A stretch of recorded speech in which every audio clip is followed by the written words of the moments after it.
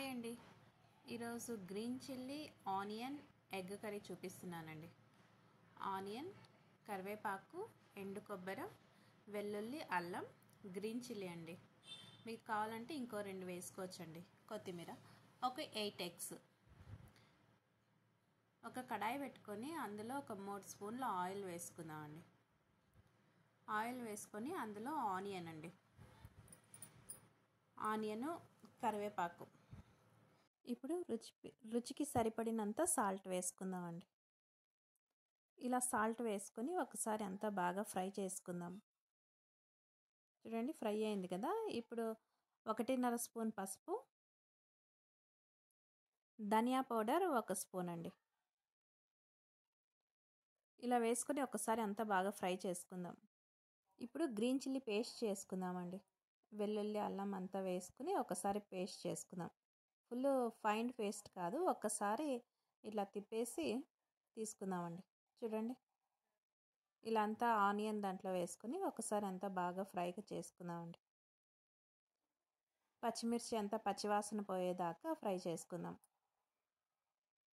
చూడండి, 1 నిమిషం పాటు మూత పెడదామండి. ఇప్పుడు బాగా ఫ్రై అయింది పచ్చిమిర్చి, ఆనియన్ అంతా బాగా ఫ్రై అయింది కదండి. ఇప్పుడు ఒకసారి బాగా మిక్స్ చేసుకుందాం. చూడండి, ఇలా అంతా ఒకసారి కలుపుకొని 1 గ్లాస్ వాటర్ వేసుకుందామండి. ఆ మిక్సీ జార్ కొద్దిగా నీళ్ళు వేసుకొని ఆ మిక్సీ జార్లో కూడా కొద్దిగా వాటర్ వేసుకుందామండి. చూడండి, ఇలా బాగా వాటర్ వేసుకున్నాం కదా. ఒక 5 నిమిషాలు ఉడికిద్దామండి దీన్ని. చూడండి, 5 నిమిషాలు అయిపోయింది కదా. ఇప్పుడు ఎగ్స్ తీసుకున్నాం కదా, ఆ 8 ఎగ్స్ అన్నీ ఇందులో వేసుకుందామండి. ఎగ్స్ ఒక్కొక్కటే నిదానంగా వేసుకుందామండి. కొద్దిగా దూరంగా వేసుకుందాం, ఒకదానికొకటి తగులుకోకుండా.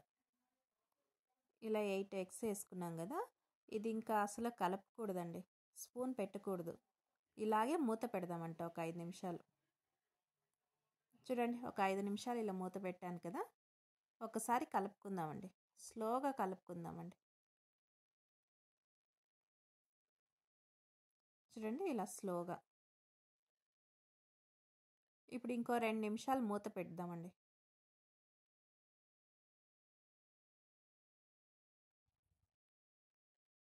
చూడండి, 2 నిమిషాల తర్వాత ఇలా అయిందండి. ఒకసారి కలుపుకుందామండి. ఇంకొక నిమిషం అండి, ఇంకొక నిమిషం అయితే ఇంకా ఎగ్ కర్రీ అయితే మనకు రెడీ అయిపోతుంది.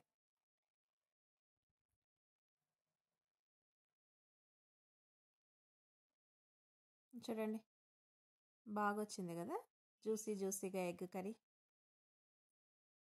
చాలా బాగుంటుందండి ఇది. చపాతీకి, రైస్కి కూడా చాలా బాగుంటుందండి ఇది. ఇక ఎగ్ కర్రీ అయితే రెడీ అయిపోయిందండి. పచ్చిమిర్చి, ఆనియన్ ఎగ్ కర్రీ అండి. మీకు ఈ వీడియో లైక్ అయితే సబ్స్క్రిప్షన్ చేసుకోండి, లైక్ చేయండి. Thank you.